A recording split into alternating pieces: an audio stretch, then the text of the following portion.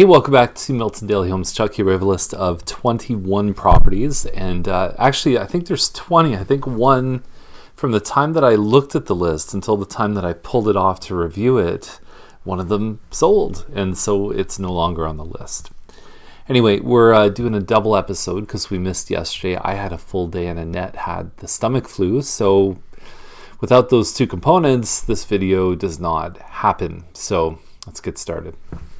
Because we did a double day, the properties are in a bit of a mixed order. So I clicked the price tab just below the map, and that'll order them from low to high. First one here is Wilson Drive, $329, and the reason the value is suppressed, because if you look at what a condo townhouse in this condition typically is up in the $350 range. We've even seen some nice ones up at $360, $370. But it's right there. It's electric baseboard heat, which we're going to see a couple times in today's episode. It's not all bad. We've done many episodes on electric baseboard heat. You could type that in the search bar above the episodes to find out more. But it's if it's run like a gas furnace consistently nonstop, it's going to cost more to heat the home than gas.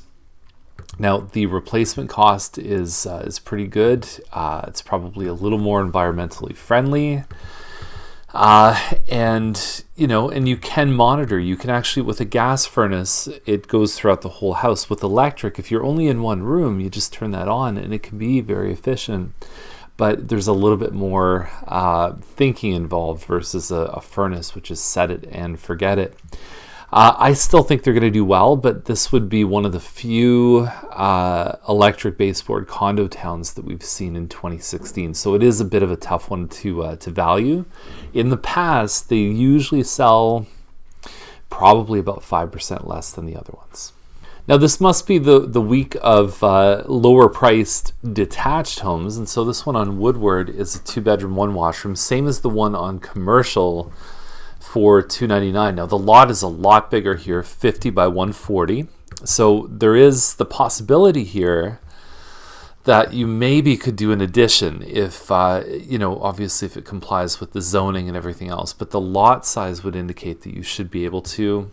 There's also a basement here. There's not a basement in Commercial. And this is what townhouses are going for. I mean, in this list, you're seeing 3-story townhouses without a backyard going for this kind of price. I got to figure there's definitely a target audience for something like this. Now, there haven't been a lot of semi-detached that have sold recently. What's nice about this one that some people would like is the private driveway. Sometimes with a semi, you end up sharing your driveway. And it looks nice. It's well kept. The yard is good, 35 by 120. Probably 40 feet deeper than most of the new semis and townhouses. Kitchen doesn't look too bad at all. And so here's the thing. The last semi-sale was on a pie-shaped lot.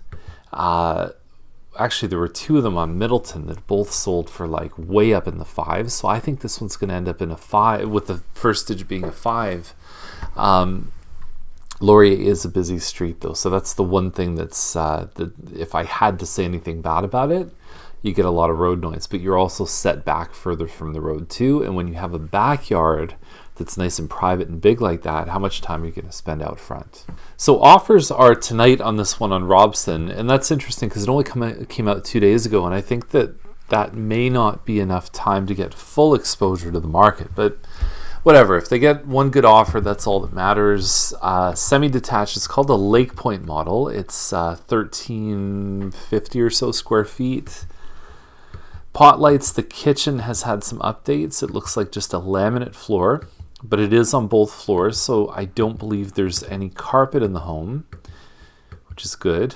Bedrooms aren't a bad size, and then you've got a finished basement too. So I would expect this one to probably be around $550 when everything's said and done. And the nice thing about Robson is that it's a very, very quiet street. So if you have kids that like to ride their bikes or just play outside, this is a really an ideal location for that. Because if you don't live on Robson or you're not visiting someone on Robson, you don't go on. This is the kind of street where the neighbors will look at cars and go, that one doesn't look familiar, because that's how low the traffic patterns are on the street.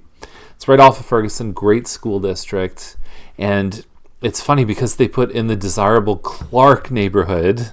It's not in Clark, it's in Beatty. Yay! Homes like this one on Cox, any back splits, side splits, they can be really, really nice for renting out. And so if you have a second suite, what you need, again, we talked about it this week, detached home, this one's a link. I don't know how that would compare. It's linked underground on this side, but it functionally looks like a detached home. Cox, again, same as Laurier, very busy street, but you've got a couple stairs up, a couple stairs down. Oftentimes you can cap this door right here, and then this becomes the upstairs living area. And then you've got a separate area here with a walkout to the yard, so there is that separate entrance. Garage oftentimes can house a laundry area that works for both suites. So they're really handy. There might even be, that's maybe a side door that you could also get into this place. Anyway, they configure very well. I've even seen people that have turned this into 3 separate suites, which is not legal, but it's profitable. So anyway, I like this one. I think that there's been a couple that have, with the double garage, that have sold for more. What you get in the new area for this kind of price is not this much space. Okay, so we've got some good use of a drone here on Woodward, $5.99, and there's the front of the house. They took the garage and turned it into living area, which you find with some of the homes in Dorset Park. It's not ideal, but it's not tremendously hard to fix. It's electric baseboard heat on this one here too. So what they did was they put a gas stove which would heat the main floor. I don't know how it would heat the upstairs, or if there's a separate stove somewhere upstairs. You can see the electric baseboards over here. In homes, same thing, maybe 5%, maybe a little bit more that you would adjust back in order to get to something like this. We just saw a sale on Frobisher in the middle 600s. So this one being 50,000 less, different style, 2-story instead of a bungalow. But also busier street. The street's a lot busier than Frobisher. Let's see. No garage is another thing that's different than Frobisher, and but you've got good privacy around this one, and a nice location on Woodward. Now, if Donnelly looks familiar, they were actually listed for $625 and just didn't get what they were looking for on offer night, and now they've relisted at $639. There was a point in the past where we've called that the kiss of death in daily homes, because it's like, if no one's going to pay you $625, why would they pay you $639? But every once in a while, it just slips through the cracks, and buyers may have pursued something else on offer night, didn't get it, and it doesn't mean that things won't work out. We just had that situation on Langhome. We listed $750, didn't get what we wanted on offer night, put it out at $775. And there was an offer accepted last night. I can't reveal the price, but it's a heck of a lot more than $750. So there you go. To people who saw it actually when it was $750. Interesting enough. So the home is a Lindsay model. We talked about this. That looks good. It's a clever angle, but that's Dairy Green Business Park. That's going to be commercial industrial behind there. And then you also have James Snow that you can't see because of the fence. For now, it's not bad, the view anyway, and it's just noisy. Almost a walkout. You've got nice big windows downstairs, and then you've got what I consider to be very good finishes, little extras like the powder room tile on the wall. Looks like it's been kept very well. It's a nice looking home. And for what else has been selling, like that one on Logren, same model as this one for $730, with floors that look like I took a pen and scratched on them. This one doesn't look too bad at all. Cedric Terrace, 869.7, 2509 square feet. The Conservatory Group sold these homes with total square footage. And so the problem with that is basement square footage is probably worth about 20 to 30% of upstairs square footage.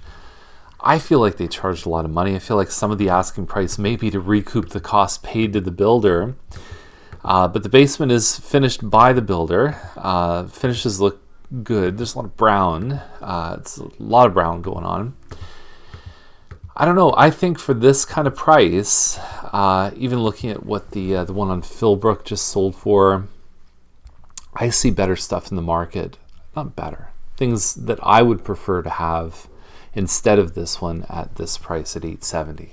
So there we go. That's the list. Probably 60-70% of them are holding back on offers. So if you want more information about any of that stuff, or if you want to be connected into the daily emails directly from the same system we use called Market Watch, just reach out by email, call us. There's forms you can fill out on the site too to get new listings by email. We'd be glad to help you. Have a great day. We'll see you tomorrow with more Milton Daily Homes.